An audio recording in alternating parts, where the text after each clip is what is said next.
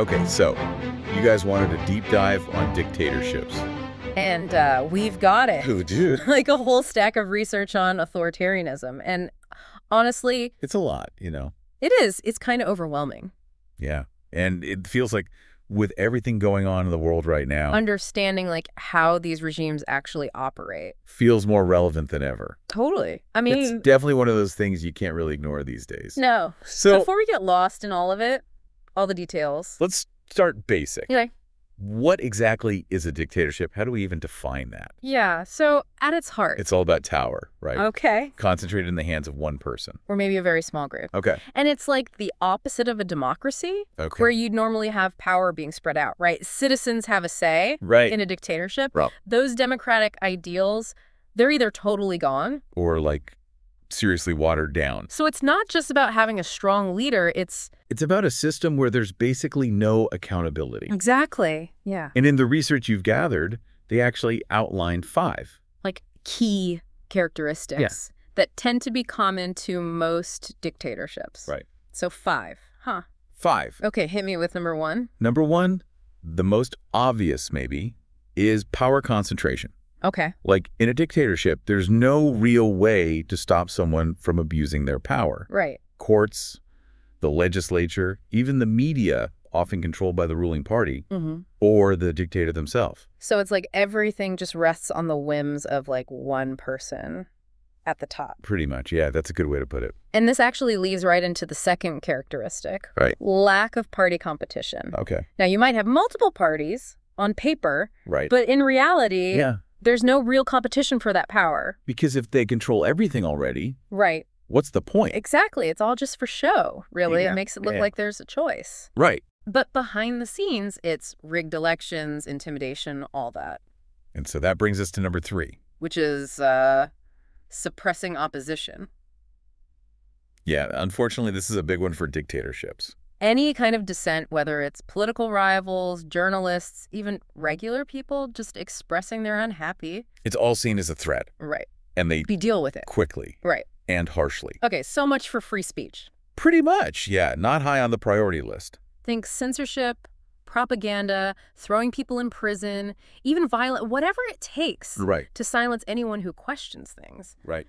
It's like all these characteristics build on each other. They do. It's like if you've got all the power... And no one to challenge you, what's stopping you from being corrupt? Or worse. And that is a key point. And it actually takes us to characteristic number 4. Okay, lay it on me. Lack of oversight and lack of accountability. Right. Imagine a company, right? Okay. Where the CEO can just do whatever they want. Oh, I can imagine. No board of directors. No shareholders, no employees even having a say. Oh. No consequences, right? Yeah. Recipe for disaster Yeah. on a much larger scale. Right. That's what happens in a government with no accountability. It's like a breeding ground for corruption, Yeah. human rights abuses, all of it. So we've got power concentrated at the top No real competition. They shut down anyone who disagrees. and zero accountability. Right. What's number 5? The final boss of dictatorship traits. Okay, so the 5th one, this is really where you see how different it is from a democracy. Okay. It's all about top-down policy. Okay. In a democracy, ideally, citizens have a say, right? Right. Through elections, representatives, all that. Dictatorship. Yeah. Opposite policies are just dictated from the top. So it's the difference between having a conversation and being lectured at. Exactly. And I have a feeling with most dictatorships, it's a one-way street. You're right. And The research you've got actually highlights... that not all dictatorships are the same. Right, right. They vary in how extreme they are. How they work, what they even believe in. Okay. Like, for example, the source material talks about 2 main categories, Okay. totalitarian and authoritarian.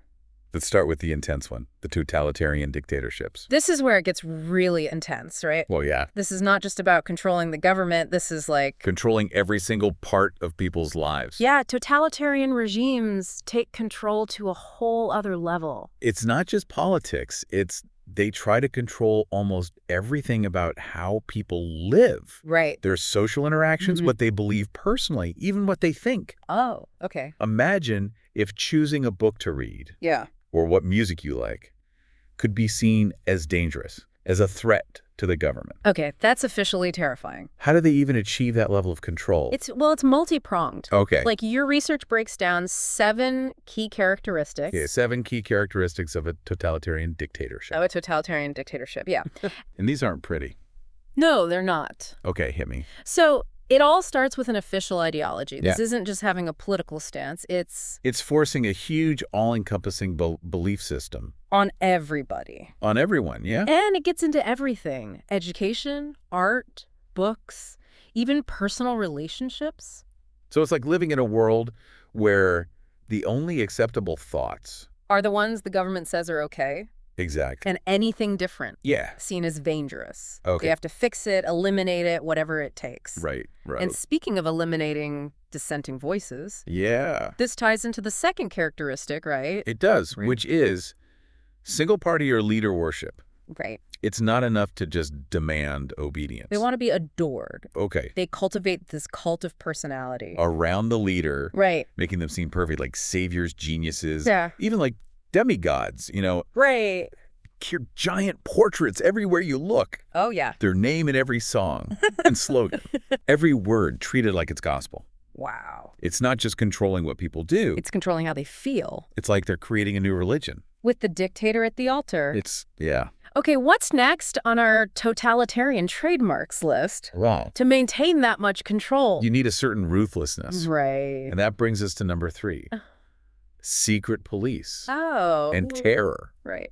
These regimes, they know fear works. Yeah. They've got informants everywhere. Right. Secret police, always watching. It makes people paranoid, afraid to speak up. Yeah, it's like something out of a dystopian novel. You never know. Or to trust. It's really effective Yeah. in crushing any resistance. It must do a number on the fabric of a society. Oh, totally. Creates suspicion, distrust. Right. People are afraid to even connect with each other. Okay, that's terrifying. What's next on this list?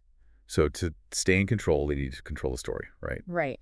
That brings us to characteristic number 4. Right. Media control and propaganda. Right. The total control over what you read in the newspapers, what's on the radio, TV. Even art and literature. Oh, wow. Everything. Is carefully chosen. To reinforce their message. Yeah. Make their enemies look bad. Create a world where the dictator is always right. It's scary how relevant that still feels today, even with the internet and everything. Yeah. It makes you realize that This battle for information, it never really stops. we all have a responsibility to think critically No, about what we're consuming. Okay, we're 4 deep into totalitarian regimes. What else is there? Okay, so we've talked about thoughts, actions. But these regimes, they want to control your livelihood too. That's number 5. Planned economy. So it's not just what you think, what you say. It's how you live, how you work. Exactly. They control everything. Wow. Production, what's being sold, prices, wages, all of it. I feel like when you have that much control over something as big as an economy. There's a lot of room for things to go wrong. Oh, absolutely. Centrally planned economies, good intentions or not, Yeah. they are notoriously inefficient, Right. often leads to shortages, things stagnating, no innovation, So it's more about control. than it is about actually making things better for people. In a lot of cases, yeah. Okay, I think I'm starting to see a pattern here. What's number 6? Number 6 is one we've touched on, but... It's worth making very clear. Military monopoly. Right. Totalitarian regimes, they get that power at the end of the day. Comes from force. Oh, right. They keep a very tight hold on the military. Okay. Make sure they're loyal. Through ideology? Ideology, giving them perks, and often Yeah. fear. Right. So the military is no longer just about defending the country. But a tool to use against your own people. Yeah. It's about having the only power Right. and making sure no one, not even within their own ranks. Can challenge them. Right. Okay, that's pretty intense. So on to the final characteristic. Mass mobilization and the cult of personality. Right. I feel like we've been dancing around this one. We have, yeah. But how does that actually play out? It's about creating the illusion. That everyone supports them. Okay. Huge rallies, Yeah. youth groups, Yeah. public displays of loyalty. All carefully planned Right. to make it seem like there's this The overwhelming... fervor, this unwavering support. Right. They drown out any dissent. Yeah, it's fascinating and But scary. How they use spectacle and psychology Oh, to create really? this, like, fake sense of unity. And it works, especially with everything else we've talked about. Yeah. The propaganda, the censorship, the fact that if you speak up... There might be consequences. Right. You might be afraid to say anything, even if you disagree. Yeah, because you don't want to stand out. Exactly. It's chilling. It is. It is. These totalitarian regimes, it's like something out of a nightmare. But they're not just something we made up. No, they're not. History's full of them. Your research actually talks about 3 of the worst: Nazi Germany, Stalin's Soviet Union, and Mao Zedong's China. It's important to learn from these dark parts of history. Absolutely. So we can recognize the warning signs. And hopefully stop something like that from ever happening again. I agree. So let's dive into those examples. Starting with Nazi Germany. Okay. Now, I think most people are familiar with the horrors of the Holocaust. Hi. But it's important to remember that their brutality... It didn't stop there. It did, no. It went way beyond that. It did, yeah. They also targeted... anyone they saw as an enemy. Right. Or racially inferior. Roma people, LGBTQ plus individuals. People with disability. Anyone who didn't fit into their vision. Exactly. Of this racially pure society. If you were a threat. You were a target. It just goes to show that totalitarian ideologies... they don't just pick on one group, right? Oh, no. It's about eliminating anyone. Who is different? Yeah. Who threatens their vision? Okay, let's move on to our next chilling example. Stalin's Soviet Union. What can you tell us about what life was actually like? Under Stalin's rule. Well, Stalin was all about paranoia, purges... widespread terror. One example from your research that's really chilling... okay. ...is the Holodomor. The what? The Holodomor. I'm not familiar. Yeah, it's... a horrific event, often overlooked, sadly. A man-made famine in Ukraine. Okay. From 1932 to 33. And it was engineered by Stalin's government. Oh, wow. To, well, eliminate Ukrainian resistance. To what? Collectivized farming. They created a famine to force people into farming. Essentially, they imposed these grain quotas. So high that people were starving. Oh my God. Millions of Ukrainians died from hunger or diseases caused by it. That's awful. A deliberate act. To crush their national identity. Wow. And force them into submission. That is just unthinkable. To think that a government would deliberately inflict that kind of suffering. On its own people. It's awful, yeah. It's just, there are no words. It shows how cruel things can get. When power goes unchecked. Yeah. And when ideology is put above human life. And sadly, it's not an isolated incident. No, it's not. It's a reminder that we can't forget these things. We can't, no. Learn from them and fight against anything that enables them. Absolutely. Okay, let's move on to our final example of a totalitarian regime. Mao Zedong's China. Right. What stands out to you about this one? Mao's rule was all about upheaval. Trying to completely change Chinese society. Okay. And often with awful consequences. Right. One chilling example. Is the Cultural Revolution? Yeah, what was the Cultural Revolution? I'm a bit fuzzy on the details. Basically, it was a campaign. Started by Mao. Okay. To eliminate anyone he saw as a threat. To his power. To his power, yeah. And to kind of restart the revolutionary spirit in China. Okay, and how did he do that? He mobilized young people. They formed these groups. Called the Red Guard. The Red Guards, right? And they targeted anyone deemed... not revolutionary enough. Oh, wow. Or a threat to his authority. So who were these targets? It was really broad. And often, random intellectuals, artists, former landlords, religious figures. Even high-ranking members of the Communist Party. Wow. If they'd fallen out of favor with Mao... right.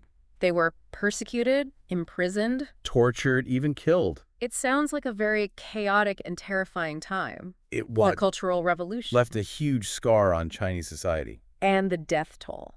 The estimates vary. But most agree it was in the millions. Millions. Millions. It's terrifying to think that... even in a system like that. There are still power struggles. Oh, absolutely. And that anyone can become a scapegoat. Even those in the inner circle. Especially them, sometimes. That's a scary thought. It is, yeah. These examples paint a very grim picture. Of what happens when power becomes absolute. Yeah. And when one ideology takes over everything. It's a good reminder. To be vigilant, right? Yes, absolutely. But we've spent a lot of time on totalitarian regimes. Yeah. And I think it's important to remember. that not all dictatorships are like that. That's true. We talked about it earlier, authoritarian dictatorships. Right. But I'm still a little fuzzy on the difference, I have to admit. Yeah. They both sound pretty awful. They do, and for good reason. Both are oppressive. Both limit your freedom. But there are key distinctions. Okay. Totalitarian, remember, it's total control over everything. Authoritarian regimes. Yeah. A bit more, well, pragmatic, I guess you could say. So dictators with a to-do list. Kind of, yeah. They still want power, of course. Right. They restrict freedoms. They suppress opposition. But they're less about a rigid ideology. Okay. And more about just staying in charge. Keeping things stable. Yeah. And pursuing their own goals. Right. Whatever those might be. So it's less about some grand vision for society. And more about maintaining control. Yeah. And getting what they want. Exactly. Okay, that makes a little more sense. So in terms of authoritarian dictatorships, what are we looking at? So your research outlines 6 key characteristics. Okay, 6, all right. Let's hear them. What's the first one that sets these authoritarian regimes apart? Number 1 is the lack of an overarching ideology. Oh, interesting. Unlike totalitarian regimes. They're not trying to force everyone to think the same way. Okay, so less thought control, more just... Oh, obedience. Exactly. They might have some principles to make their rules seem legitimate. Right. But mostly they're focused on power and stability. Not on the big, grand vision for society. As long as you're not challenging them. Right. They don't really care what you think. Pretty much. Okay, that makes sense. It's a different approach. It is. All right, so what's next? Next is something that might seem obvious, but it's important to say directly single or oligarchic rule. Meaning? Meaning power is in the hands of either one powerful person or a small elite group. Right. So it could be a dictator, a military junta. Even like a powerful family it's calling the shots. Exactly. Think of it like a company where the CEO calls all the shots. Right. Everyone else just follows orders. And no disagreeing. Not if you want to keep your job. Right, right. Okay, so it's all about that top-down control. It is. Just like we talked about before. What's next on our authoritarian regime list? The third one is limited mobilization. Limited mobilization. Yeah, this is different from totalitarian regimes. They need active participation. Right, the rallies, the fervor, authoritarian regimes. Yeah. They're more about passive obedience. Okay, so keep your head down. Yeah. Don't cause trouble. Follow the rules, pay your taxes, don't make a fuss. Got it. So less about convincing people, more about keeping them in line. Exactly. Through, well, whatever means necessary. You could say that. A different kind of oppression. But still oppression. Absolutely. Okay, what's next? Characteristic number 4. Right. Number 4 is stable, centralized power. Wait, so they want things to be stable. They do. Wouldn't a little chaos make it easier to hold on to power? You'd think so, but... Too much chaos is bad for everyone, even them. How so? It disrupts the economy. Right. Leads to uncertainty, and that... gives someone else an opening. Exactly. Interesting. So they rule with an iron fist, but... they understand that stability helps them keep control. So it's about finding that balance. Between fear and order. Exactly. Which, let's be honest... is a pretty scary thought in itself. It is, yeah. Okay, what's the 5th characteristic? Number 5 is class stratification. Okay, now we're getting into some real-world stuff. We are. These regimes often maintain their power. By reinforcing those hierarchies that already exist. Right. Keep the rich rich. And the poor. And the poor. They use a mix of rewards. And punishments. Okay. Maybe some social programs. To appease the masses. Right. Create the illusion that they care. Exactly. But at the same time... they'll use repression, violence... right. to silence anyone who actually challenges them.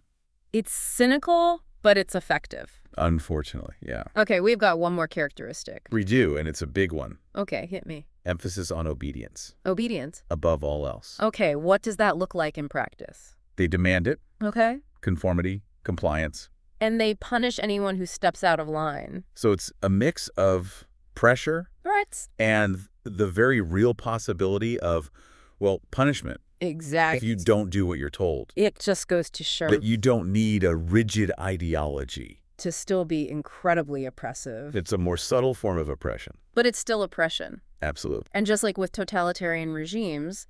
there are plenty of real-world examples. Throughout history and even today. Right, because this isn't just ancient history. No, it's not. This is happening right now. It is. That's a pretty grim thought to end on. It is. Yeah, it's not exactly uplifting. But before we get into those specific examples... it's important to think about... why does this difference even matter? That's a great question. Part of me just wants to lump them all together. under the category of bad news. Right. But I know it's more complicated than that. It is. So why does it matter? It matters because if we want to oppose them... We promote democracy. Yeah. We need to understand the nuances. Okay, so it's about knowing your enemy. You could say that. So we can fight them more effectively. Exactly. It's about being informed, being engaged. And being willing to stand up for what's right. Powerful stuff. So before we get into the weeds of specific regimes... How do these authoritarian regimes stay in power? That is a great question. And it's rarely as simple as just using force. Right. It's about carefully balancing a lot of factors to make sure people comply. And to discourage anyone who might want to disagree. So it's more than just tanks in the streets. And much more. It's a whole web of control. A web of control. Okay, I like that. So what are the threads of this web? Your research highlights 7 key factors. 7. All right, lay it on me. What's the first one? Well, the first factor is organizational structure. Okay, so it's not just about having a charismatic leader. No, it's much more than that. It's about having a whole system in place to reinforce their power. Exactly. They need a way to maintain that power. Right. So what does that look like? What kind of system are we talking about? Think well-organized political parties, the military bureaucracies. These are the things that keep the whole machine running. The gears in the machine. Exactly. So it's not just about one person then, it's bigger. It is, yeah. Much bigger. These regimes, they're playing the long game. Oh, absolutely. It's chilling how calculated it all is. Yeah. Okay, so what's next? What's the next factor that helps these regimes hold on? The second factor is all about how they distribute benefits. Benefits? Okay, like what? Think of it this way. They need to keep their supporters happy, right? Right. So they give them perks. So it's about buying loyalty. In a way, yeah. What kind of perks are we talking about here? Could be anything, really. Like access to government contracts, good jobs in state-run businesses. Oh, so they control the economy. And then use that control to reward their supporters. It's like creating a system where those who benefit have zero incentive to change anything. Exactly. Why rock the boat if you're comfortable? Right. Even if they disagree with what's happening. It's a pretty bleak picture. It is. Yeah, it's not pretty. Okay, so what's next on our list of authoritarian survival tactics? The third one might surprise you. Okay, hit me. Economic stability. Really? I would have thought a bad economy would make people want to revolt. It seems counterintuitive, right? Right. But here's the thing. Yeah. Authoritarian regimes, they're good at using things to their advantage. How so? Well, if people are struggling to survive... Right. Food on the table, roof over their heads. They're not going to be as worried about political freedom. So they prioritize a good economy. Or at least the appearance of one. Right. Create a sense of, hey, things could be worse. Exactly. It's cynical, but I get it. It's about survival. Right. Okay, what's next? Number 4 is something we touched on earlier. Okay. But it's so important. Right. Propaganda and media control. Right. Control the information, control the people. They might not be able to control every thought. Right. But they can control the information that shapes those thoughts. So we're talking state-run media, censorship, propaganda. Oh, yeah, all of that. And this is still relevant today. Absolutely. Even with the internet, social media. Even more so, I'd say. Really? It's a new tool for them. To control the narrative. Exactly. It's a good reminder that we can't just believe everything we see online. No. We have to think critically, question things. That's more important now than ever. Right. Okay, so that was a big one. What's next? Number 5 is a bit less subtle. Let's hear it. Political repression. Yes. The iron fist. So far, we've talked about propaganda, economic incentives. But sometimes you got to get your hands dirty. Right. We're talking harassment, intimidation, imprisonment, torture, even killings. Wow. Whatever it takes. To silence the opposition. Silence the opposition, instill fear. It's a reminder that no matter how stable things seem on the surface, these regimes are capable of terrible things. They are. It's the reality. And it's something we can't afford to forget. We can't know. Okay, what's next? Number 6 is how they use the legal system. The legal system. Yeah. I thought that was supposed to protect people. It is. They find ways to use it to their advantage. So. Rigged elections, controlled courts. Laws designed to restrict freedoms. So they create a system that looks legitimate. Exactly. But it's all rigged. It's all about maintaining their grip on power. It makes you wonder what the point of laws even is. It's a question a lot of people have asked. Right. It's why we need things like a strong civil society, Independent courts. a free press, Right. to hold those in power accountable. To make sure the system works the way it's supposed to. Exactly. It's a good reminder that we can't take those things for granted. We can't. Okay, so that was 6, right? What's the final factor? The final factor is often overlooked. Okay, tell me. External support. You mean support from other countries? Exactly. So these regimes are getting help from outside. Sometimes, yeah. What kind of help are we talking about? Could be military aid, economic investment, Diplomatic cover. even just looking the other way. When these regimes do bad things, It's all about legitimacy. right, if other countries say it's okay. It's harder to criticize. So these regimes, they're not just surviving on their own. Yeah. They're propped up by a network of international support. In some cases, It's a reminder that this is bigger than just one country. it's a global issue. It is. But before we go too far down that rabbit hole, Let's get back to the research. You said that authoritarian regimes, they're not as ideological. right, not in the same way as totalitarian ones. There's got to be something that holds them together, right? That's a great point, and you're right. They might be more pragmatic, but it's not like they have no principles. So what are these unifying principles then? They can vary, but there's some common themes. Like what? Nationalism is a big one. Nationalism, right. Appeal to national pride, unity. Exactly. Create a sense of us versus them. Anyone who disagrees is the enemy.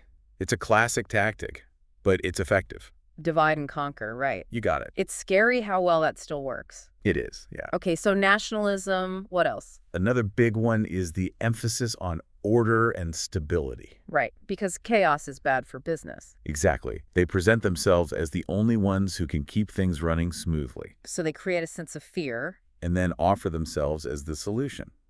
It's a classic tactic, playing on people's fears and anxieties. It's amazing how they all seem to follow the same playbook. Yeah, there are definitely some common threads. Okay, what else? The cult of the strong leader.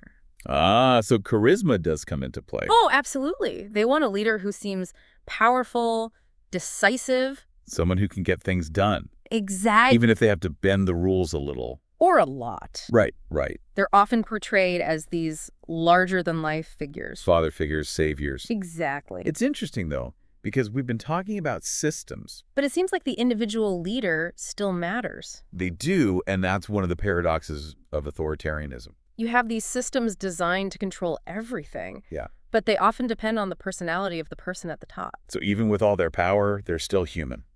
At the end of the day, yes. Flawed, vulnerable. Which is something to keep in mind. Right, because it means they can be challenged. Exactly. Okay, so we've talked about these general principles. But I'm guessing it's not always so clear-cut. You're right, it's not always black and white. The research actually talks about 5 different types of authoritarian regimes. 5 types. Okay, I'm intrigued. Tell me more. Each one has its own characteristics, its own power structures. Okay. Let's start with the most obvious one, military dictatorships. Right, the one everyone thinks of when they hear dictatorship. Exactly. So this is what it sounds like, right? Pretty much, the military seizes control. Through a coup. Usually, yeah. And then they run the show. It's a government run by generals, not politicians. And they use the military to stay in power. Absolutely, it's their main source of legitimacy. So do you have any examples of this from the research? Sure, a classic example would be Augusto Pinochet in Chile.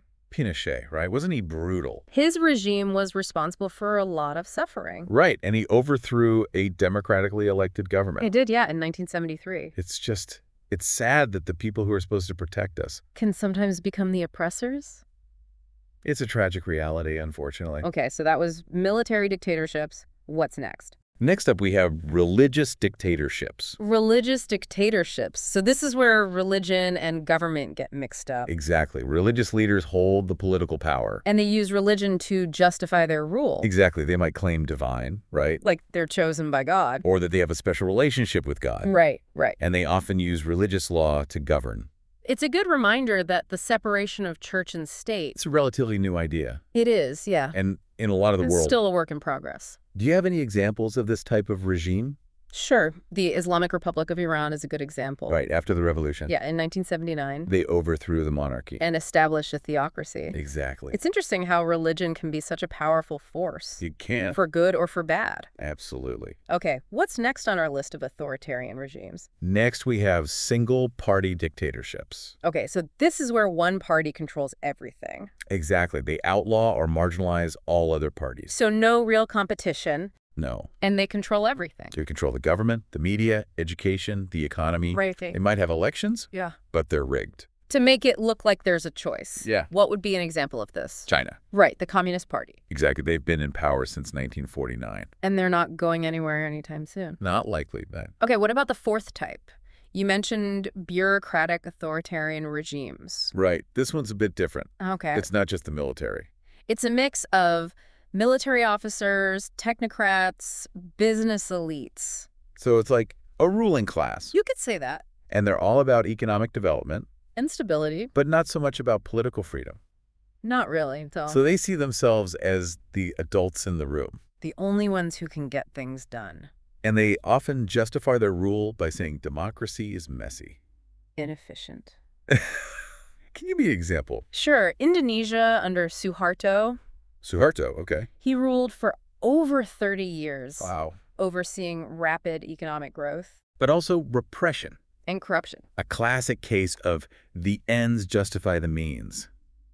You could say that. Okay, so that was four. What's the final type of authoritarian regime? The last one is monarchical dictatorships. Monarchies. Yeah, kings and queens. But I thought those were mostly ceremonial these days. Some are, but some... They still hold absolute power. Wow, like going back centuries. Pretty much. And they use tradition, religion to justify their rule. Often, yeah. So they're resistant to change. Very much so. Any examples of this in the modern world? Saudi Arabia is a good example. Right, the House of Saud. Exactly, They have all the power. And they don't tolerate dissent. It's amazing how many different forms authoritarianism can take. It's adaptable. It can exist in any culture, any time period. But it always comes down to the same things. Power, control, suppressing individual rights. It's scary how universal those things are. It is, and that's why it's so important to be able to recognize it. In all its forms. And to understand how seductive it can be. Right, because it's easy to think. Oh, that could never happen here. But it can, and it has. That's a sobering thought. It is. Well, we've covered a lot of ground today. We have. From the basics of dictatorships. To the different types of authoritarian regimes. And how they stay in power. It's a lot to process. It is, but I think it's important. It is, yeah. Understanding these things, even if it's uncomfortable. Is the first step to fighting back. I agree. So where do we go from here? What are your final thoughts? What can we take away from all of this? It's a lot to take in, that's for sure. But the more we know, the better, right? Really. I mean, if we understand how authoritarianism works... We're better equipped to spot it. To resist it. And hopefully... Look it from happening. I agree. And I think... That's the key takeaway from all of this. Yeah. Authoritarianism, it's not just something in history books. It's not happening somewhere else to someone else. Right, right. It's a threat. To all of us. To all of us, yeah. And it can happen anywhere, anytime. And it often starts subtly. Right, like you don't even realize it's happening. Exactly. Until it's too late. It's a slippery slope. So, okay, what can we do? Individuals, I mean. How do we protect ourselves from this? That is the million-dollar question. And there's no easy answer, unfortunately. But there's got to be something, right? Well, I think it starts with awareness. Okay, awareness of... The signs. The warning signs. Yeah, the subtle things. That's right. One of the first things you'll see is that people start losing trust. The institutions. The courts, the media, elections. Exactly. The things that are supposed to protect us. When people lose faith in those, that's when it gets dangerous. Because then someone can come in and say, I'm the only one who can fix this. I'm the only one you can trust. It's like they exploit those cracks in the system. Exactly. We see that happening all the time. All the time, yeah. Even in countries that, we think of as strong democracies. It's a reminder that it can happen anywhere. Right. Nowhere is immune. Nowhere. Okay, so loss of trust in institutions, that's a big one. It is. What else? What other warning signs should we be looking out for? Another one is when extremist rhetoric becomes normal. Like when hate speech is just accepted? Exactly. When people are afraid to speak out against it. Because it's become so common. Right. And that's how it starts. Like that saying, right. First they came for, and I said nothing. Exactly. If we don't speak out against injustice, even when it's not happening to us directly, we're creating a world where it's easier for that to happen. Absolutely. We have a responsibility To speak up. to stand up for what's right. Okay, that's a powerful message. What else? Any other warning signs we should be aware of? Another crucial one? Is the weakening of the rule of law. Okay, so this is when the people in power... They start to think they're above the law. Exactly. When there are no consequences for their actions. Right. They can do whatever they want. And that's incredibly dangerous. Because it erodes the very foundation of a democracy. Exactly. Like, what's the point of having laws if the people in power don't have to follow them? It's a question a lot of people in authoritarian regimes ask. And the answer is... There often isn't a good one. Right. That's why it's so important. To pay attention to those early signs. Those moments where it seems like the rules are being bent. Or broken. Or just ignored. Exactly. It's like the frog in boiling water. Yes, right. Precisely. It doesn't realize it's in danger until it's too late. We need to be vigilant. So, okay, we're paying attention. Yeah. We're aware. Now what? What do we do with this information? Well, it's easy to feel powerless. Right, like what can I do? I'm just one person. You're not alone, that's the first thing. Okay, that's good to hear. And there are things you can do. Like what? Give me some action items. First, stay informed. Read the news. Watch the news. Read widely, get different perspectives. Don't just get stuck in an echo chamber. Exactly. Be critical. Question things. Do your own research. Right, because knowledge is power. It is. Okay, so stay informed. What else? Support organizations that are fighting for democracy. Right, there are people out there on the front lines. Give them money. Volunteer your time. Spread the word about their work. Every little bit helps. That's a good point. It all adds up. Okay. What else can we do? And of course, vote. Right. The most important one. Make your voice heard. It's so easy to get cynical. To think our vote doesn't matter. It does. But it really does. It's the foundation of a democracy. So stay informed, get involved, use your voice. And don't be afraid to stand up for what you believe in. That's a great message to end on. Well, this has been an incredible deep dive. I feel like I've learned so much. About how these systems work. It's been a pleasure talking to you. The threat they pose, and what we can do about it. A huge thank you to you for sharing your expertise. Of course. It's been eye-opening, to say the least. And to our listeners. Thank you for joining us for this deep dive into the world of dictatorships. We hope this episode has inspired you to think critically about power, to recognize the warning signs, and to cherish your freedoms. Because they're more fragile than we often realize. Until next time, stay curious, stay engaged, and keep asking those tough questions.